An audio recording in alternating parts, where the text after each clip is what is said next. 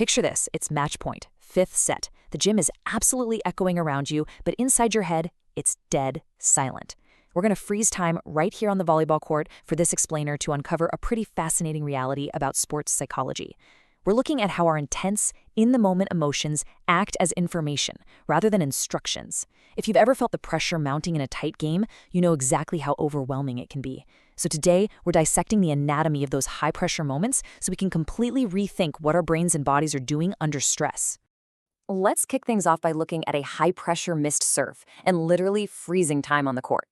Imagine a missed jump float late in an incredibly close set. We're going to pause the tape right after the ball hits the tape, just to see what happens before a single word is even spoken by the coach or the players. This timeline shows us exactly how the physiological cascade of emotion arrives instantly. Just trace the seconds.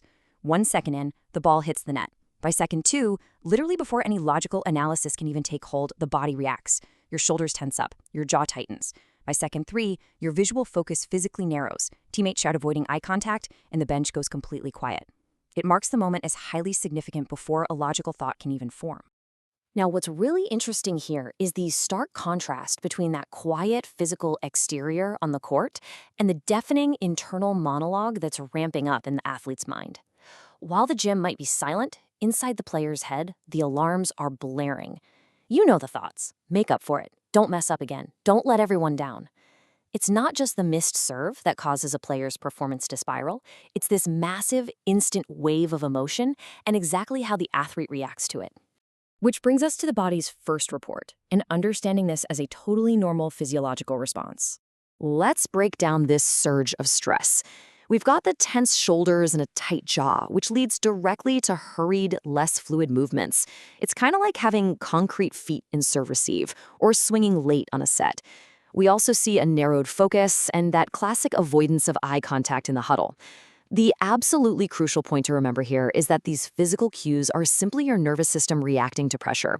They are not a sign of weakness. They aren't a lack of mental toughness. They're a completely normal physiological response. The real challenge only kicks in when athletes start to misinterpret these very normal bodily signals. Because under stress, a fleeting emotion rarely feels temporary, right? Instead, it feels like absolute reality. When that nervous system surge hits, the athlete starts believing this wildly exaggerated internal story. They interpret the rapid heartbeat and the physical tension as undeniable evidence that something is fundamentally wrong. They start thinking, I'm blowing it, coach is going to sub me out, or I just can't pass this server. The feeling itself is genuine, sure, but the story they're building around it, that's entirely false, or at best, incredibly incomplete. So we need to understand that this is information, not instruction, and recognize the real danger of obeying emotion. It's vital for anyone stepping onto a court to separate the urge from the reality. See, emotion acts like a commanding officer. Frustration screams at you to rush your toss to make up for the last missed serve. Anxiety whispers that you need to play it super safe, maybe tip the ball instead of swinging hard through the block. Anger pushes for massive overcorrection. Obeying the urgency of these emotions feels incredibly right and wise in the split second it happens. But acting on them as direct instructions, that just leads to repeated mistakes. In reality, emotion is just a normal physiological response, arriving first to signal, hey, something important just happened. That's literally it. It is not a reliable roadmap for your next play. Instead of blindly following the urge, we need to be decoding the hidden data and looking beneath the surface. To decode what your brain is doing, you've got to separate the false story from the gold, the actual useful data. When you feel frustrated and think, I'm blowing it, the useful data is actually just showing your deep investment in the outcome. You care. When anxiety tells you, I can't pass this, the hidden data is simply acknowledging that something important is at stake right now. And when anger tries to convince you that coach has lost faith, the data is just highlighting a gap between what you expected to happen and what actually did. Identifying the actual useful data behind the emotion reveals that you're simply deeply invested in a high-stakes moment. It definitely doesn't mean you're failing. To get to that useful data, the best athletes pause and ask themselves diagnostic questions to assess the situation, rather than immediately reacting to the emotional surge. They ask things like, what is this emotion actually signaling? Did my visual field just narrow to the ball, or am I still reading the setter's hands? Did my internal system speed up? Is my behavior becoming reactive, or am I still tracking the hitter across the net?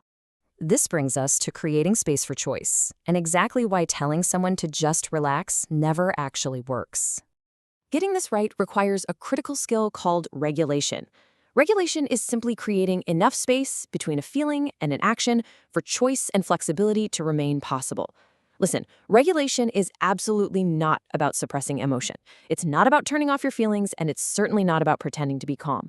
Have you ever shanked a crucial service receive and had a well-meaning teammate tell you to just relax? Yeah. Tactics like telling yourself or others to just relax or let it go almost always miss the mark because you literally cannot turn off an adrenaline spike on command. So instead of fighting the feeling, effective regulation is all about normalizing and naming the experience. Using practical cues is an absolute game changer here.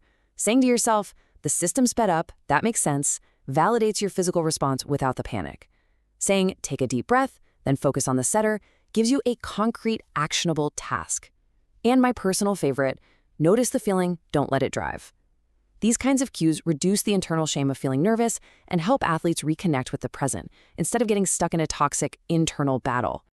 Now let's uncover the elite performer's secret and expose the illusion of composure. Because here is the truth. Elite performers are not immune to nerves, frustration, or doubt. They feel the exact same physiological surge after a shanked pass or a missed serve that you and I do. They just utilize a highly practiced regulation routine to experience the emotion without handing over the keys. Step 1, they notice the surge. Step 2, they use a breath or a physical reset routine, maybe adjusting their knee pads or deliberately wiping their shoes. Step 3, they intentionally widen their visual focus back out to the whole court. And step 4, they reconnect to the next play. What looks like natural ice-cold composure from the stands is actually just highly practiced regulation. Emotion will always arrive first in sport. That's normal, and frankly, it's necessary. The goal is never to eliminate emotion. You will always feel the pressure. The only real question you have to answer is, will you let it dictate your next play?